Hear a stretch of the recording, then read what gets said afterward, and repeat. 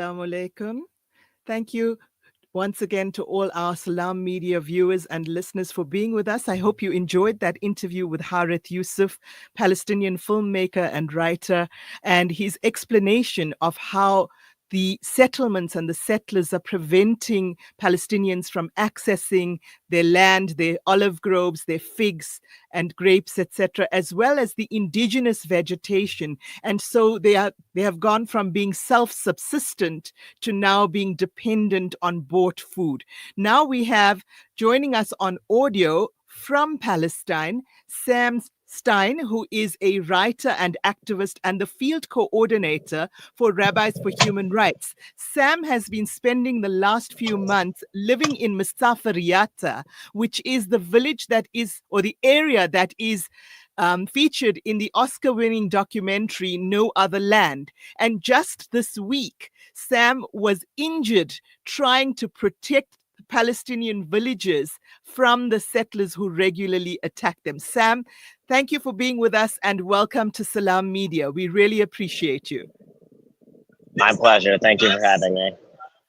So briefly, Sam, can you tell us what your experience has been living in the Masafer Yatta, Greater Masafer Yatta area over the last few months, and particularly this week?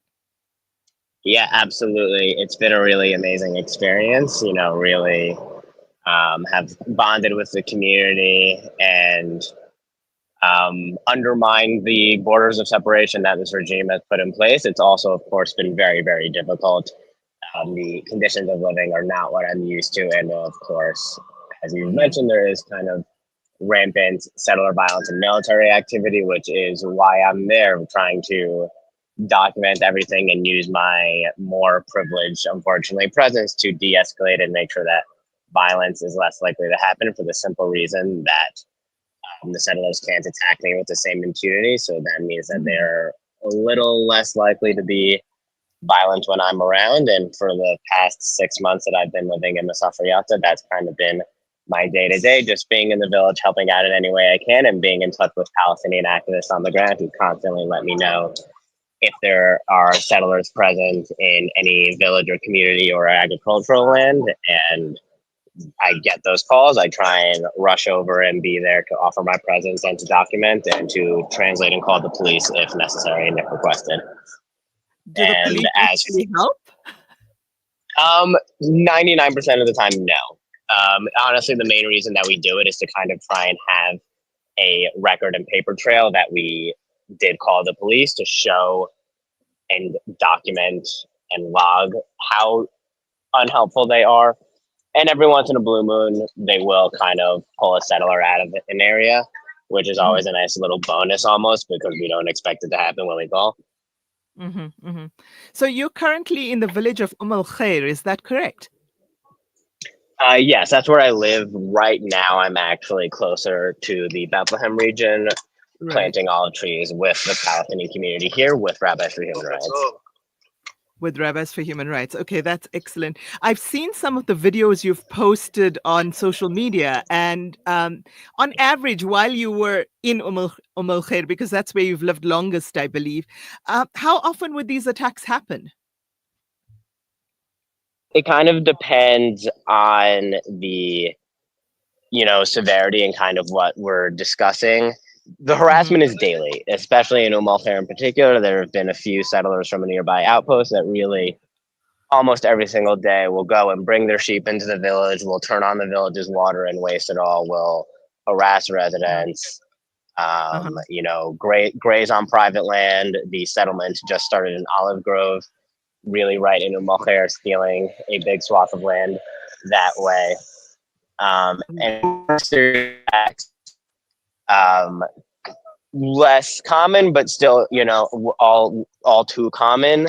And I would say really at least once a week, if not more, especially if you're discussing, the entire region, and one specific village might be a little lucky and get off okay for however long. But when you're talking about the entire Masafer Yatta and certainly the entire West Bank, these attacks really are a daily occurrence. on a daily basis. I saw also on your photographs that there were some bulldozers raising homes, etc., raising buildings in the village.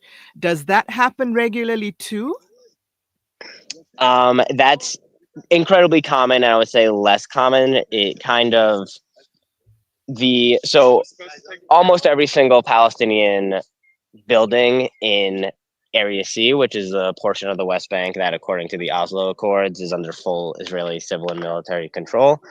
Almost Mm-hmm. all of the Palestinian structures there have an active demolition order on them, which means that anytime the army can come and demolish them, and probably as its own form of psychological torture, they kind of just do it when they feel like it. They don't really have any urgency. They'll get to Mm-hmm. it.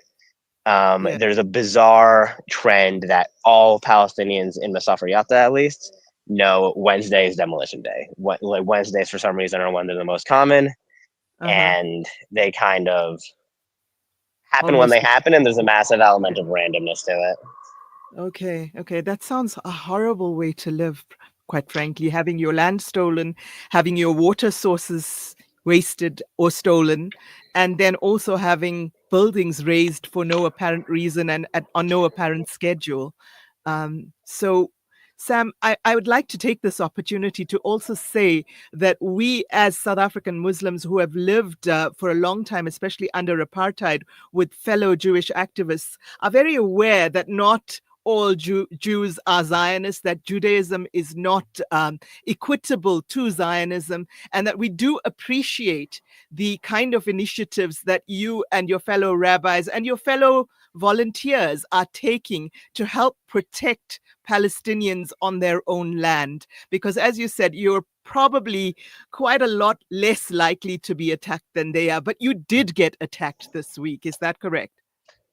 Yes, yes, that was just 2 days ago on Thursday. Uh-huh.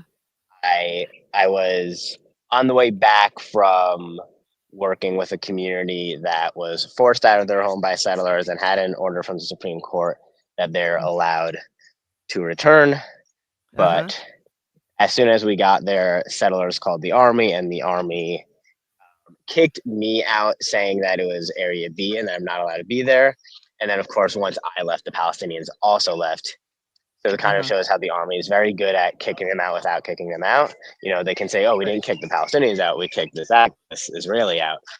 Uh-huh. And then after that, I eventually got back to my car, and as I was getting to my car, which I'd inadvertently parked next to a sort of military pillbox, two soldiers came up to me.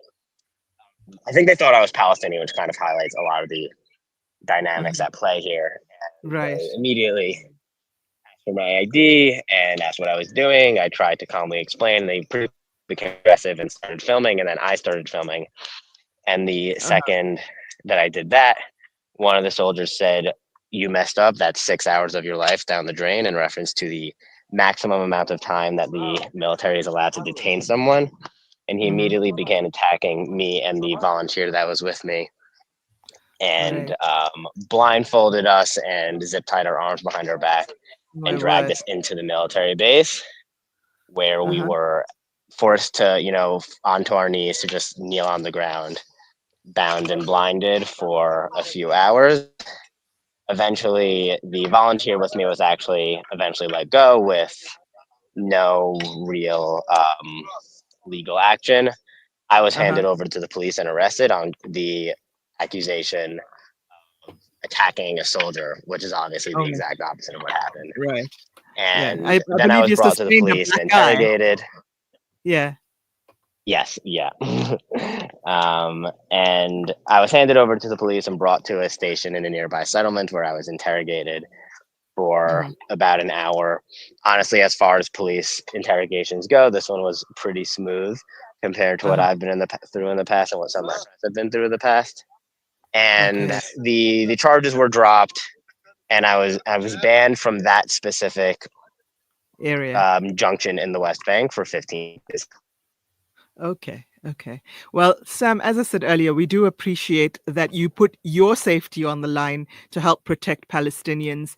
And we really appreciate the solidarity and allyship shown by volunteers such as yourself. So thank you very much for that. Thank you for speaking to us. And the best of luck in keeping safe and sane for the rest of your stay in Palestine. Thank you. I really appreciate that. And thanks again for having me. Thank you. Bye bye. And with that, dear listeners, we go to an ad break. And after the ad break, we're crossing over to Palestine once again to Masjid al-Quds. And we're going to be speaking to Sister Abir Zayad and possibly Brother Ayub Dadabai if we can reach him.